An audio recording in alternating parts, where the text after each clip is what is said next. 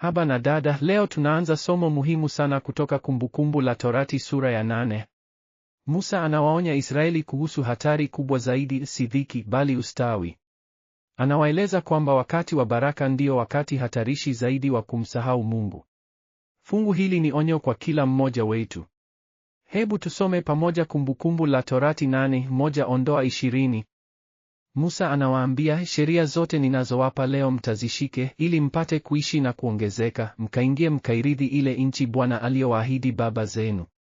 Anawaeleza jinsi Mungu alivyowapeleka jangwani kwa miaka 40 ili awaongoze na kuwajaribu.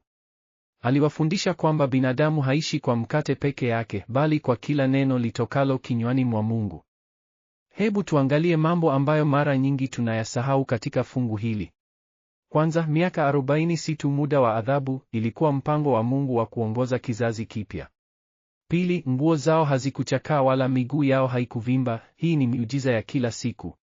Na tatu, ardhi walioahidiwa ilikuwa na madini ya dhahabu na shaba, Mungu alijua utajiri uliowangojea.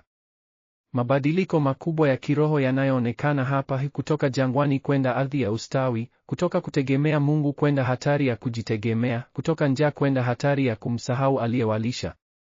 Musa anasema wazi, usijiambie moyoni, nguvu zangu na uwezo wa mkono wangu ndio ulionipatia utajiri huu.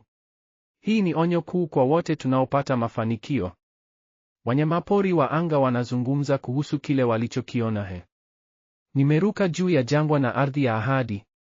Nimewaona binadamu wakipokea baraka nyingi, lakini kisha wanamsahau aliyewapa.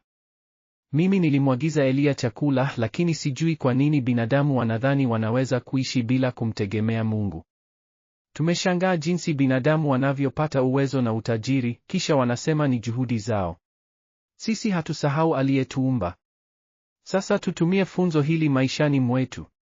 Kwanza, tumshukuru Mungu kwa kila baraka tunayopokea: kazi, chakula, nyumba, afya. Pili, tukumbuke kuwa nguvu zetu za kupata kitu chochote zinatoka kwa Mungu.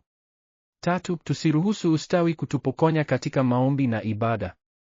Na nne, tutumie baraka zetu kumtumikia Mungu na kusaidia wengine.